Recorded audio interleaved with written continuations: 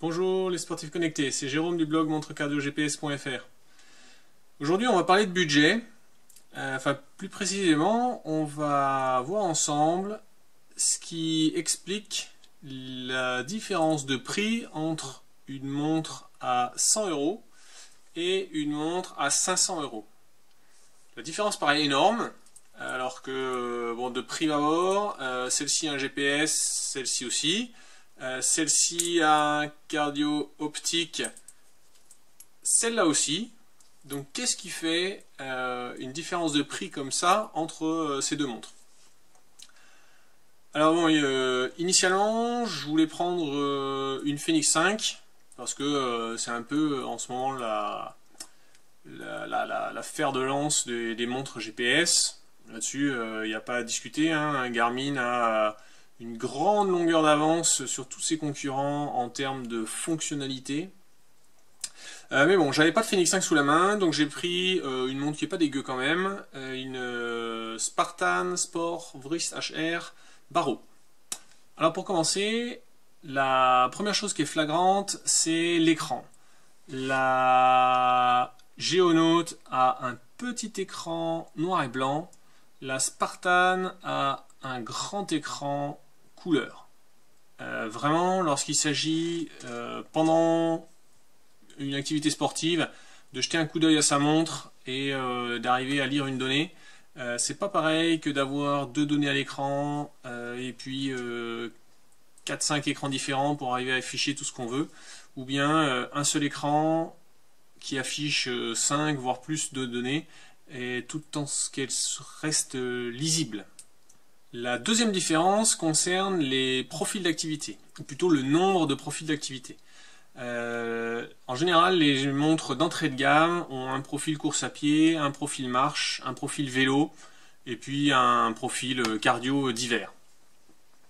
Ça veut dire que si vous pratiquez différentes activités sportives, des fois vous serez obligé d'enregistrer deux activités sportives différentes sous le même profil. Donc vous n'arriverez pas à faire de distinction entre ces deux. Ici, vous avez à peu près 80 activités sportives différentes, du ski de randonnée à la course à pied, en passant par le trail, le stand-up paddle et des sports collectifs. Bref, un nombre incroyable de profils d'activité. Et je parle même pas du profil triathlon qui permet sous une seule activité d'enregistrer plusieurs sports différents à la suite, mais tout en gardant un chronomètre du début de la première épreuve jusqu'à la fin de la dernière épreuve. Ensuite, il y a encore deux éléments de hardware qui font une grande différence. C'est d'une part l'autonomie. Donc là, on a des montres qui vont généralement de 7-8 heures pour les entrées de gamme jusqu'à 24 heures sur la Fenix 5 et 24 heures en meilleure précision d'enregistrement GPS, ce qui est important à signaler. Et puis l'altimètre. Alors il y a trois sortes ou plutôt trois gammes d'altimètres sur une montre GPS. On peut avoir soit pas d'altimètre du tout, soit un altimètre GPS, c'est-à-dire que la montre va utiliser les données du GPS pour calculer les données d'altitude, soit un altimètre barométrique. Dans ce cas, la montre a un capteur supplémentaire, un capteur de pression atmosphérique, qui va lui permettre de mesurer beaucoup plus finement les petites variations d'altitude. Et donc au final, on a un calcul du dénivelé qui est beaucoup plus précis. Ensuite, bien sûr, la différence se porte sur les outils d'entraînement. Donc là, on a soit beaucoup plus de données qui sont mesurées, c'est le cas par exemple des Advanced Running Dynamics de Garmin, soit on peut avoir plus de données physiologiques, comme par exemple le VO2 max, la mesure du seuil lactique, etc. On peut aussi avoir des outils d'entraînement, donc pour programmer ces séances d'entraînement, que ce soit des séances de fractionnés ou se fixer une allure ou une zone de cardio dans laquelle on souhaite rester. Et puis la charge d'entraînement. Donc là, c'est tout ce qui tourne autour de la récupération après une séance et pour les plus avancés, pour la charge d'entraînement séance après séance. Une fonction qu'on trouve généralement sur les montres haut de gamme, mais qui tend à descendre maintenant sur des montres moyenne gamme.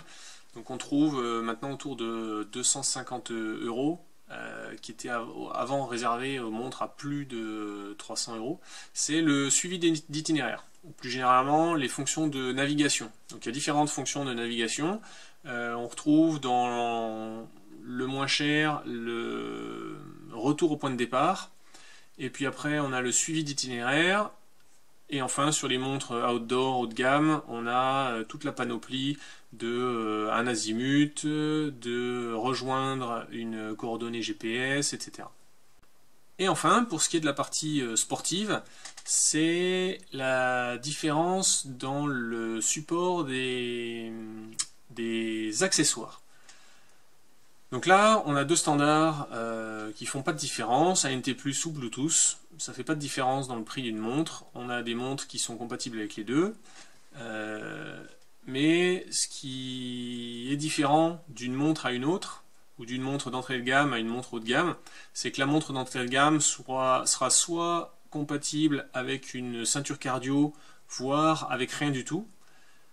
En milieu de gamme, on pourra y ajouter généralement un capteur de foulée pour la course à pied, un capteur de cadence et capteur de vitesse pour le vélo. Et sur le haut de gamme, on va pouvoir ajouter un capteur de puissance. Donc ça, c'est généralement réservé au haut de gamme. Puissance vélo et maintenant, depuis récemment, les capteurs de puissance course à pied. Donc voilà à peu près dans une optique d'utilisation sportive, les différences qu'il y a entre une montre à 100 € et une montre à 500 € et plus. J'ai volontairement occulté toute la partie des smart notifications parce que d'une part, c'est pas l'orientation sport que je voulais donner à cette comparaison. Et ensuite, c'est généralement plus des différences entre marques que des différences entre des montres haut de gamme et des montres d'entrée de gamme. C'est-à-dire que maintenant, on trouve des montres à 100 € qui sont des montres connectées, qui utilisent Android Wear ou d'autres plateformes qui sont intégrées sur un hardware. Et donc, c'est pas forcément... Enfin, la comparaison des fonctions connectées n'est pas forcément liée au prix d'achat de la montre et en tout cas complètement décorrélé des capacités sportives de la montre. Donc comme on est ici sur une chaîne sur les montres cardio GPS, il se trouve que maintenant le marché fait que toutes les montres GPS sont connectées, mais c'était pas l'objet premier de ma comparaison, puisque je voulais vraiment comparer, vous expliquer quelles fonctionnalités on pouvait attendre d'une montre à 500 € qu'on ne trouvera jamais sur une montre à 100 €. Après, en milieu, entre les deux, vous aurez vous pouvez trouver des bonnes occasions sur les anciennes montres haut de gamme qui, parce qu'elles sont remplacées par un nouveau modèle, voient leur prix baisser. C'est le cas par exemple actuellement de l'Ambit 3 Peak et de la Phoenix 3 HR qu'on trouve maintenant régulièrement autour de 250 et en tout cas moins de 300 €, avec une grosse partie de toutes les fonctionnalités que je viens de vous citer dans la catégorie des montres à 500 €. Donc là-dessus, si vous voulez vous tenir à jour sur les bons plans, il y a une page spéciale sur le blog sur laquelle maintenant je regroupe tous les bons plans que j'ai trouvés sur le net.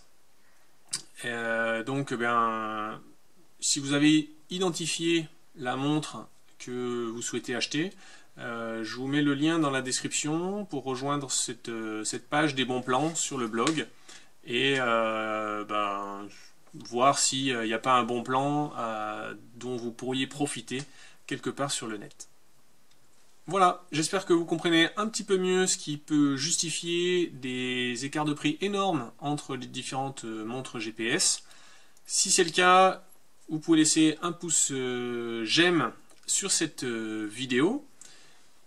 Et moi je continuerai à faire tout mon travail que je fais de suivi du marché, de tests et d'explications et de conseils que je peux vous apporter au travers soit des vidéos, soit des articles sur le blog.